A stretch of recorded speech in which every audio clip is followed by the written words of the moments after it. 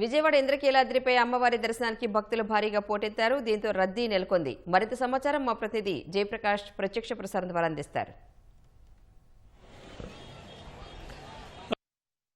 దసరా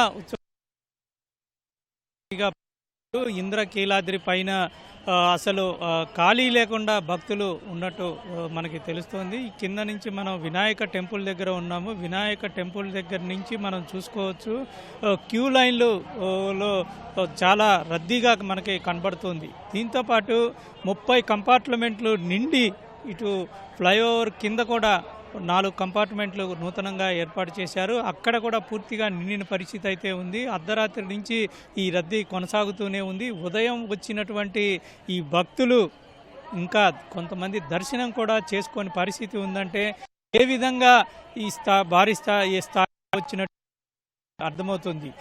ఈరోజు చాలా భద్రత ఏర్పాటు చేశారు. రోజు చేసేదానికన్నా అదనంగా పోలీస్ బందోబస్తు ఇక్కడ ఏర్పాటు చేశారని చెప్పుకోవచ్చు. మూలా నక్షత్రం రోజున మొత్తం 1400 మంది అదనంగా ఏర్పాటు చేశారు. అదే రీతిన ఈరోజు కూడా అన్ని ప్రాంతాల్లో భద్రతా ఏర్పాట్లు చేశారు. అయితే క్యూ లైన్లో ఎక్కడికక్కడ ఉన్నటువంటి భక్తులకు వాళ్లకు మంచినీరు అదేవిధంగా పాలు అందిస్తూ ఉన్నారు. చంటి పిల్లలకు కొంత ఇబ్బంది లేకుండా ఉండేందుకు ఈ తరహా విధానాన్ని ఈ ఏడాది అందుబాటులోకి తీసుకొచ్చారు. మరోవైపు హోల్డింగ్ ఏరియాస్లో గతంలో హోల్డింగ్ ఏరియాస్లో కేవలం భక్తులు ఉండటానికి మాత్రమే అక్కడ వసతులు ఉండేవి. ఈసారి వాళ్లకు కూడా మౌలిక వసతులు కనీసంగా మంచినీరు ఉన్నారు. ప్రధానంగా మైకుల్లో ఎప్పటికప్పుడు సూచనలు చేస్తూ ఉన్నారు. తోపులాటలు చేసుకోవద్దని క్యూలోకి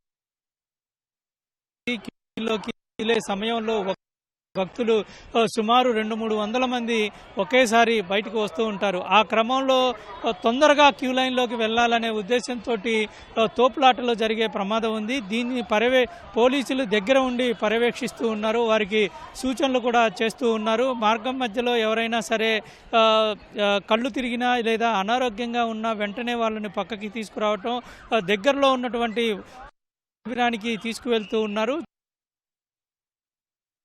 సుమారు 17 వైద్య శిబిరాలు ప్రత్యేకంగా ఏర్పాటు చేసి అక్కడ అన్ని రకాల మందుల్ని ఇవ్వటమే కాకుండా ఏదైనా అత్యవసరం అయితే వారిని ఆసుపత్రికి తరలించేందుకు అంబులెన్స్తో పాటు స్ట్రెచ్చర్ ఇవన్నీ ఏర్పాటు చేసిన పరిస్థితి అయితే మనకి కనబడుతుంది. మొత్తం మీద ఈ ఏడాది వైద్యులకి సంబంధించి అన్ని రకాల ఏర్పాట్లు చేయటమే కాకుండా భక్తుల రద్దీకి తగ్గట్టుగా ఇక్కడ ఏర్పాట్లు చేసినట్టు మనకి స్పష్టంగా అర్థమవుతూ ఉంది. ఈ రోజు వరకు చాలా పకడ్బందీగా చేశారు. కమాండ్ కంట్రోల్ నుంచి వాటికి